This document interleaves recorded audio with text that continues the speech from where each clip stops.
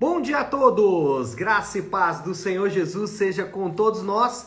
Uma ótima quarta-feira para todos. Hoje é dia 5 de julho de 2023. Seja muito bem-vindo ao nosso devocional de hoje. E nesta quarta-feira, avançando bem aí pela nossa maratona bíblica, hoje nós vamos de Miqueias. E hoje nós vamos terminar o livro do profeta Miqueias. Ontem lemos capítulos 1, 2, 3. Hoje a gente vai ler um capítulozinho a mais para poder já finalizar o livro de Miqueias. Então hoje Miqueias 4, 5, 6 e 7. São capítulos pequenos, então dá para ler tranquilamente. Hoje vamos falar do governante de Deus. Quem é o governante de Deus? Deixa eu ler o texto logo, porque aí a gente vai já começar a meditar então no texto. O texto que está em Miqueias capítulo 5, a partir do verso de número 2, que diz assim: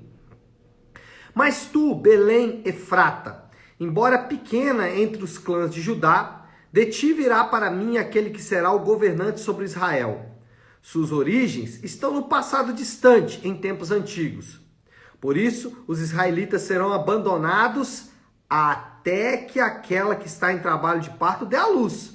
Então, o restante dos irmãos do governante voltará a unir-se aos israelitas.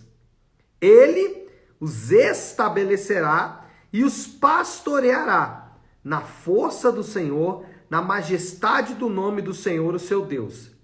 E eles viverão em segurança, pois a grandeza dele alcançará os confins da terra. Ele será a sua paz. Até aí. Bom, lembra que a nação de Israel, ela está enfrentando uma crise de liderança, uma crise muito forte entre os líderes. Existem problemas crônicos relacionados a essa liderança, e aí em todos os aspectos da nação. Ontem falamos dos líderes políticos, governantes, dos sacerdotes e também dos profetas. Todos eles estavam envolvidos em, no mínimo, falcatruas, né? Mas enfim, era uma crise de liderança. E a promessa de Deus é de um governante nascido na fraqueza e que liderará o povo de Deus.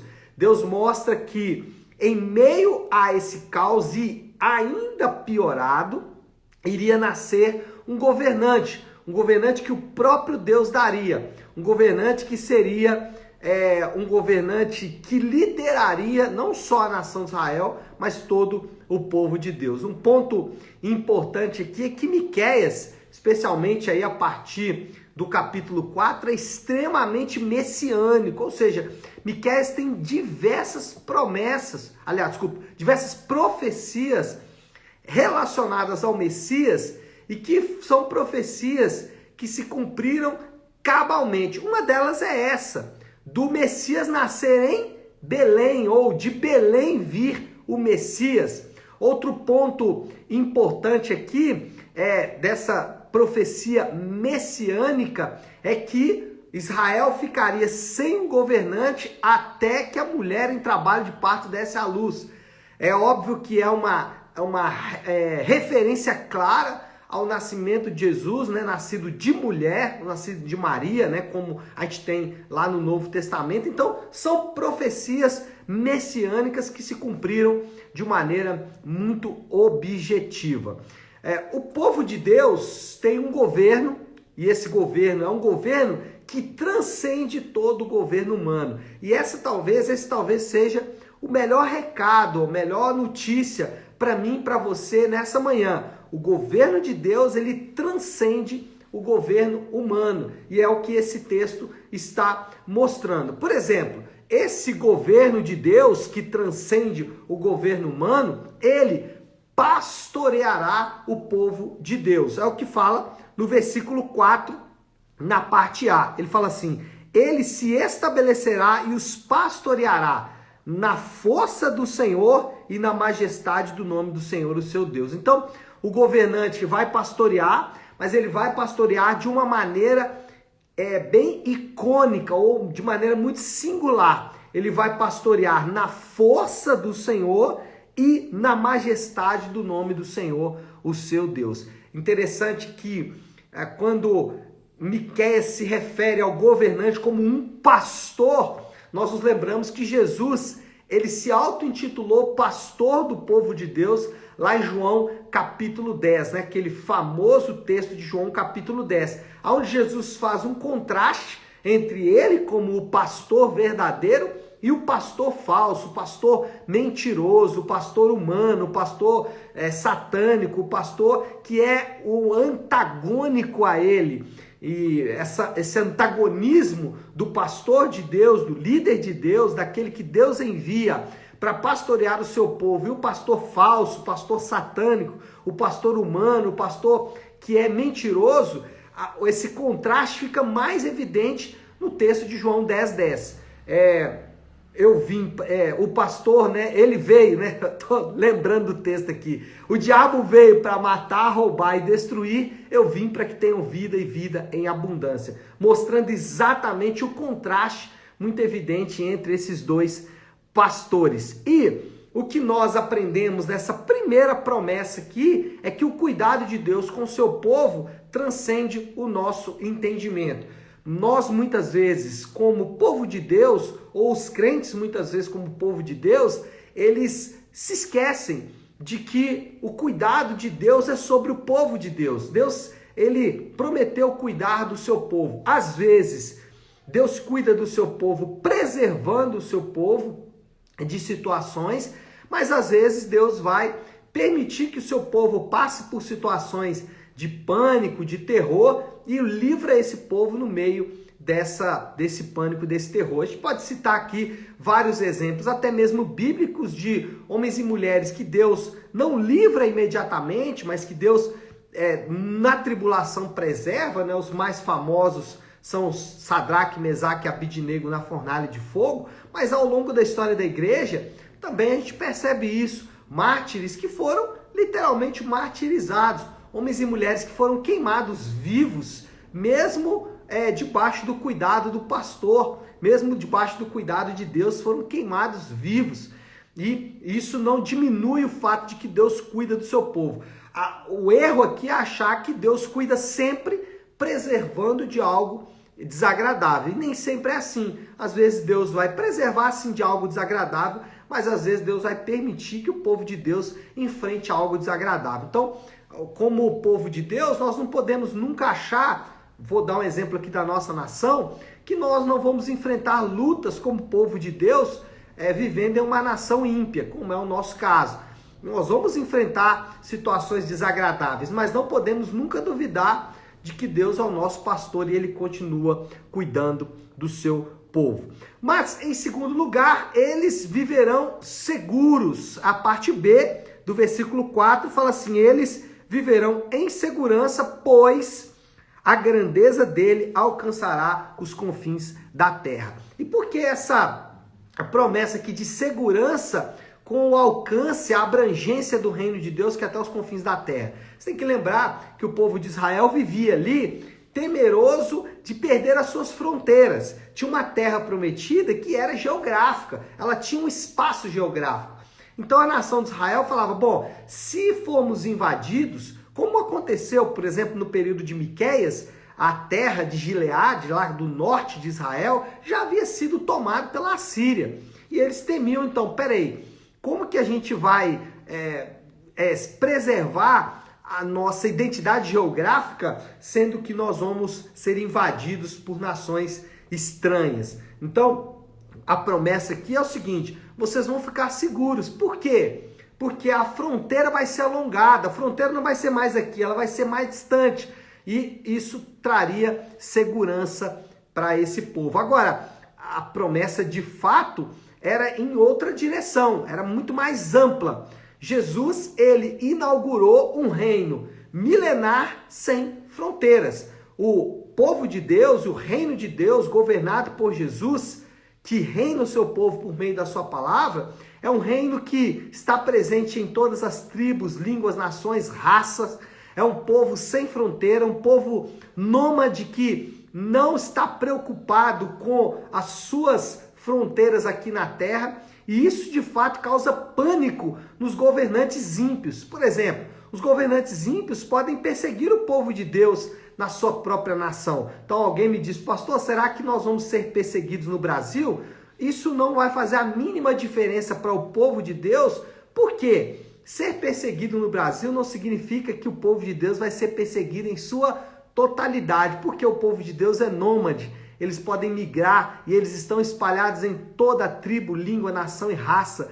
Não há nenhum governante humano capaz de matar ou exterminar o povo de Deus por um motivo muito simples. Eles estão espalhados em toda a terra. Então, o povo de Deus vive em segurança, por quê? Porque eles não estão mais presos a fronteiras geográficas, fronteiras humanas. Mas também isso nos leva a refletir, já que o povo de Deus é seguro, qual é a segurança do povo de Deus? Qual é a sua segurança? A sua segurança é no governo? A sua segurança está num governo de direita? Num governo que proclama ou fala de princípios que foram retirados da Bíblia? A sua segurança está num governo que você entende ser um governo mais inclusivo, mais justo socialmente, um governo mais social?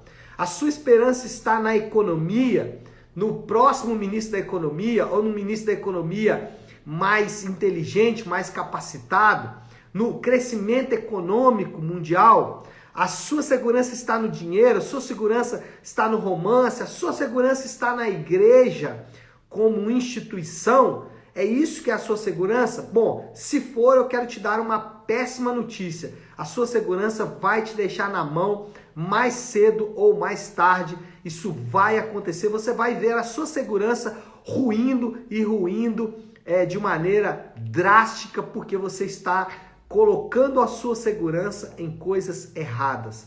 O povo de Deus confia no seu governante e o seu governante promete segurança para o seu povo. A nossa segurança está no fato de que nós somos governados pelo governante de Deus e ele nos mantém seguros em todo o tempo. Mas por último, o texto diz também que ele mesmo será a paz do povo de Deus. Versículo 5, parte A, fala assim: ele será a sua paz. E talvez a gente não consegue entender muito bem essa linguagem aqui do profeta, mas é muito fácil quando a gente começa a pensar, por exemplo, que a promessa aqui de paz é uma pessoa. A promessa de paz não é a ausência de guerra. A promessa de paz não é o estado de espírito. A promessa de paz não é coisas que são humanas, naturais, né? Então, alguém que fala assim, estou vivendo em paz porque o meu casamento está bom. Não é esse tipo de paz que a Bíblia promete. A Bíblia promete uma pessoa como nossa paz. Jesus é chamado de o príncipe da paz.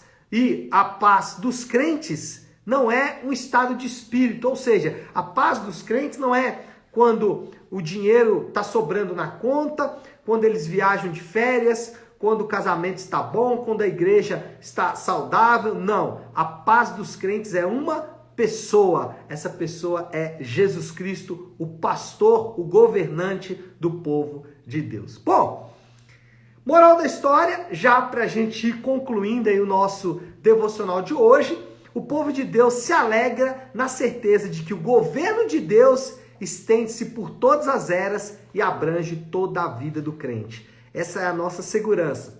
O governo de Deus, ele é sobre todo o governo humano e sobre todas as eras.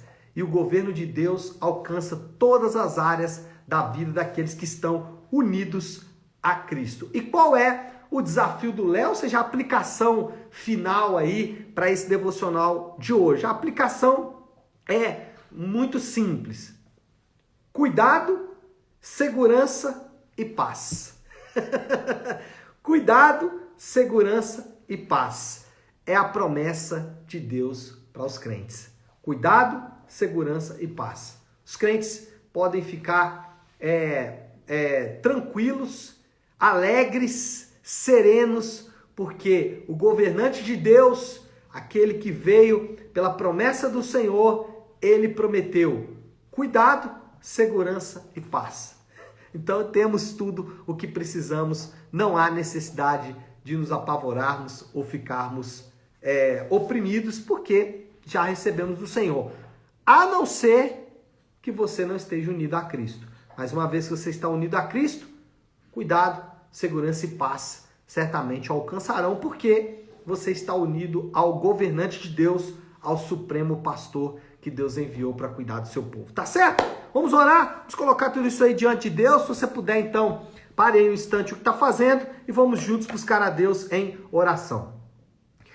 Querido Deus, Pai de amor e graça, Senhor, obrigado por esta promessa tão gloriosa e por experimentarmos na prática o cuidado do Senhor pastoreando o seu povo, a segurança do Senhor que alcança a vida dos crentes e a paz dos crentes, a nossa paz, que não é um estado de espírito, mas que é de fato uma pessoa, o Senhor Jesus. Obrigado, Pai, porque a nossa promessa e a nossa vitória, o que garante, Senhor Deus, a nossa segurança é exatamente essa verdade. Obrigado por ela. Assim oramos e fazemos em nome de Jesus. Amém. Amém, meu povo? Bom, então é isso. Nós vamos ficando por aqui. Que Deus te abençoe. Uma ótima, uma excelente quarta-feira para todos. Fiquem com Deus.